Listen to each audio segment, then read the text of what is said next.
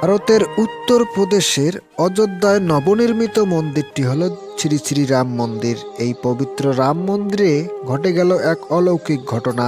হাজার হাজার লক্ষ লক্ষ হনুমানের দেখা মিলল রাম ভক্তদের। হনুমানরা কেন দেখা গেল, এটাই প্রশ্ন এখন সবার মনে, যা ইতিপূর্বে কোথাও এমন ঘটনা ঘটেনি, যা দেখলে হয়তো সবার গায়ের লোম শিউরে উঠবে। তো বন্ধুরা, আজকে সেই ঘটনাটাই আপনাদের সামনে তুলে ধরব। এবং আপনি যদি প্রকৃত রাম ভক্ত হয়ে থাকেন তাহলে অবশ্যই কমেন্ট বক্সে জয় শ্রীরাম বলতে ভুলবেন না।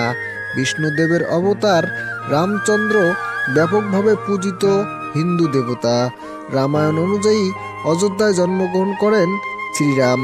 বাবরের ১৬তম শতাব্দীর দিকে ভারতীয় মন্দির আক্রমণের ধারাবাহিকতায় এই মন্দিরটি আক্রমণ করে এবং মন্দিরটি ধ্বংস করে দেয়। তৎকালীন সময় থেকে রামচন্দ্রের সময় পর্যন্ত উক্ত স্থানে লক্ষ লক্ষ হনুমান বসবাস করত। সুষ্ঠুভাবে বলা যায়, এই হনুমানরাই রামচন্দ্রের স্ত্রী সীতা দেবীকে উদ্ধার করার জন্য ব্যাপক ভূমিকা পালন করে। সীতার উদ্ধারের পর এই হনুমানরাই অযোধ্যার মানুষের বন্ধু হয়ে ওঠে।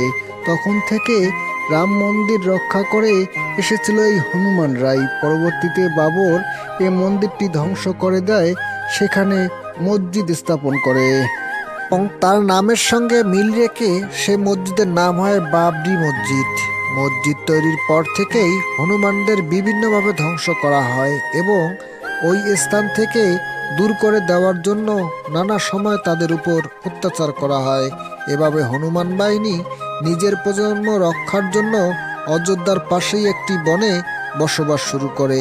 এরপর ১৯৪৯ সালে পরম পূজনীয় রাম মূর্তি ভেসে ওঠার পর যখন বাবরি মসজিদ তালাবদ্ধ হয়ে যায়, তখন আবার কিছু কিছু হনুমান আবার সেই স্থানে দেখা যায় এবং ২০১৯ সালে অযোধ্যার হিন্দুরা মন্দিরের রায় পাওয়ায় আবারও কিছু করে হনুমান আসতে শুরু করে।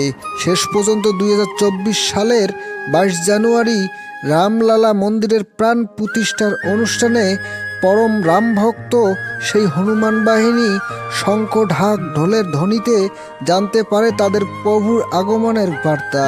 তাই তো ঠিক উদ্বোধনের অনুষ্ঠানে লক্ষ লক্ষ হনুমান লাফিয়ে লাফিয়ে আসতে শুরু করে রামলালার অনুষ্ঠানে, যা ইতিপূর্বে ইতিহাসের বিরল।